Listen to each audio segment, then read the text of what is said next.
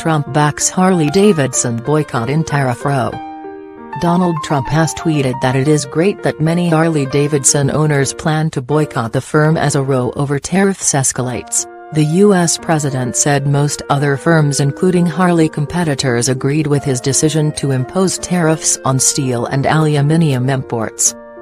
In June, Harley Davidson said it would move some production out of the U.S. to avoid retaliatory tariffs from the EU. Mr. Trump has already attacked the move, threatening Harley with higher taxes. Harley Davidson refused to comment on Mr. Trump's latest criticism, but pointed to an interview Chief Executive Matthew Levatic did with CNBC last month. In the interview, Mr. Levatic said the firm's preference in all cases is to supply the world from the United States. He said, however, that the firm had invested in international manufacturing over the past 20 years because trade and tariff situations in certain markets made it prohibitive without this investment.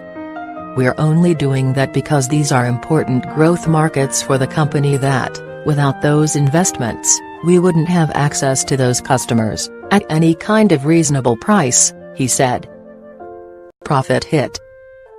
Harley Davidson warned last month that its profit margins this year were likely to have as trade tariffs bit. Harley Davidson expects added costs of $45–50 this year, due to the EU tariffs, as well as higher aluminum and steel prices.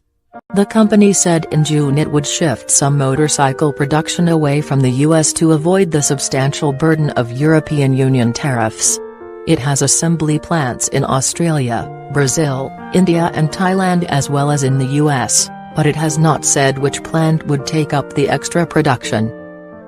Mr. Trump has said tariffs on steel and aluminum imports, which came into force this spring, are necessary to protect the U.S. steel and aluminum industries. He maintains these are vital for national security. The tariffs have drawn retaliation from the EU, Canada, Mexico, India and others while driving up the cost of metals for manufacturers in the U.S. The U.S. has also threatened to hit billions of Chinese imports with import taxes, some of which are already in effect. It is also considering tariffs on foreign cars and vehicle parts.